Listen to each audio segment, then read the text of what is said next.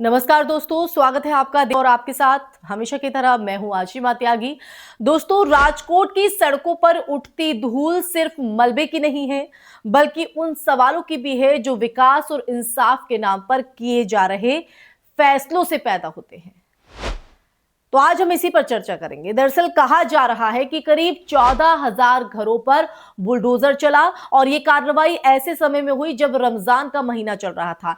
स्थानीय लोगों का ये दावा है कि 10,000 से ज्यादा रोजेदार परिवारों की जो छत है वो छिन गई। आरोप ये भी है कि जिन मकानों को तोड़ा गया उनमें करीब 70% मुस्लिम समुदाय के थे।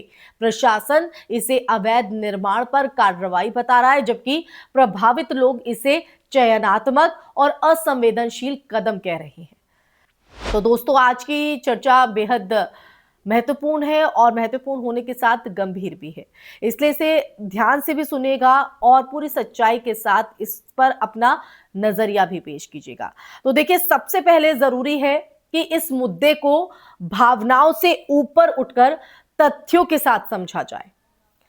गुजरात के शहरी इलाकों में पिछले कुछ सालों में अतिक्रमण हटाने की जो मुहिम है वो तेज हुई है और हमने अक्सर देखा भी है, आप लोगों ने भी देखा होगा इस तरह की कार्रवाई।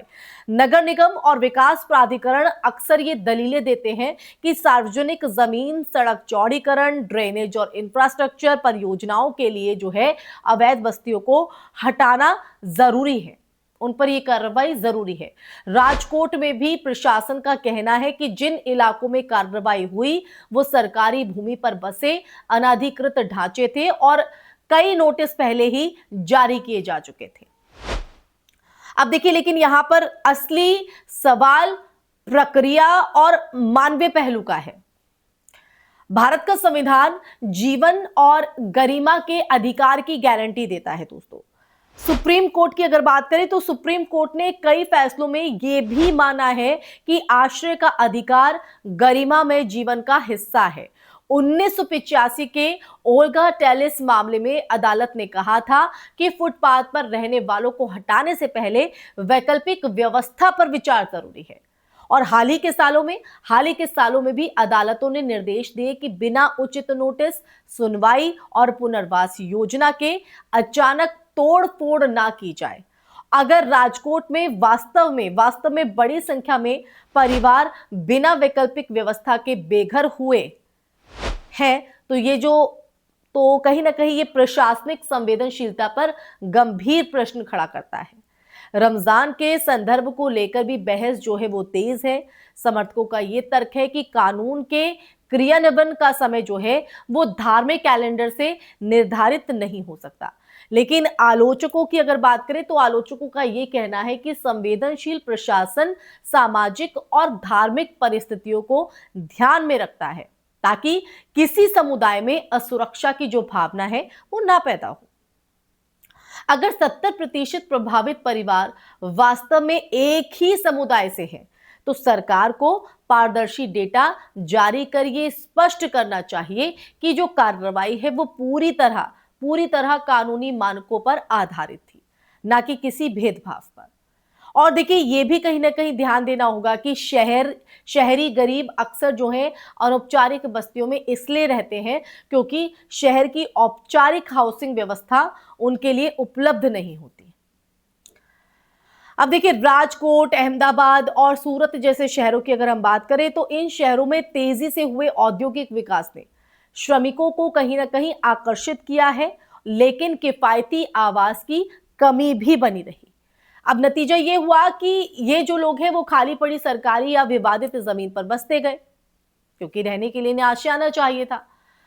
अब दशकों तक बिजली पानी के कनेक्शन मिलते रहे, वोटर आईडी कार्ड और राशन कार्ड बने, जिससे लोगों को यह भरोसा हुआ कि उनका जो अस्तित्व है वो मान्यता प्राप्त है। और अचानक बुलडोजर की जो कार्रवाई है उस भरोसे को तोड़ देती है।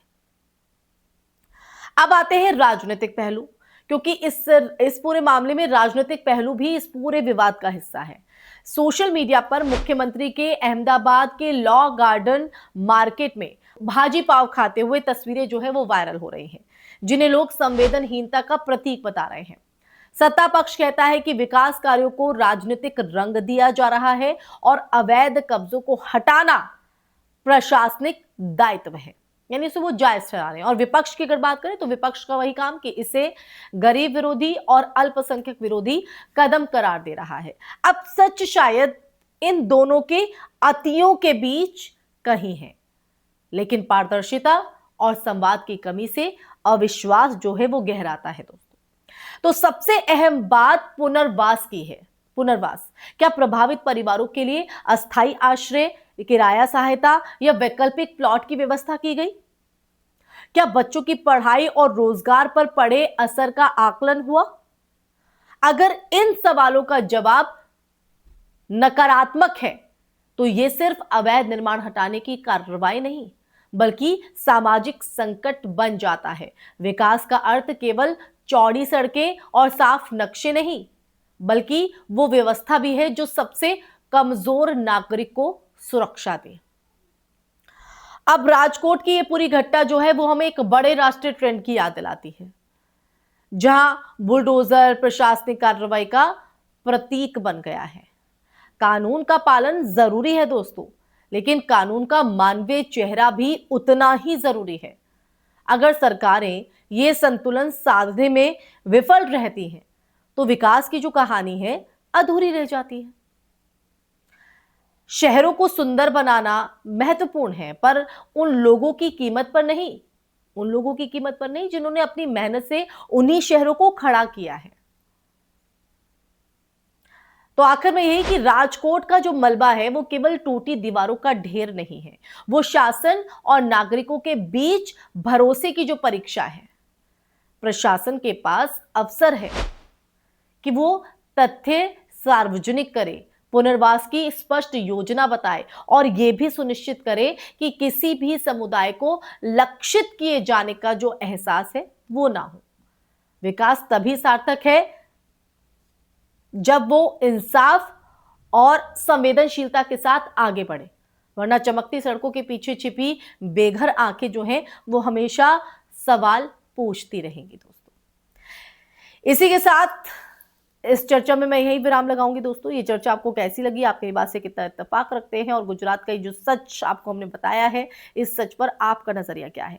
कमेंट सेक्शन में कमेंट करके जरूर बताइएगा। इस वीडियो को ज्यादा से ज्यादा शेयर कीजिएगा और हमारे चैनल को सब्सक्राइब भी कीजिएगा। जय हिंद, जय भारत, नमस्कार।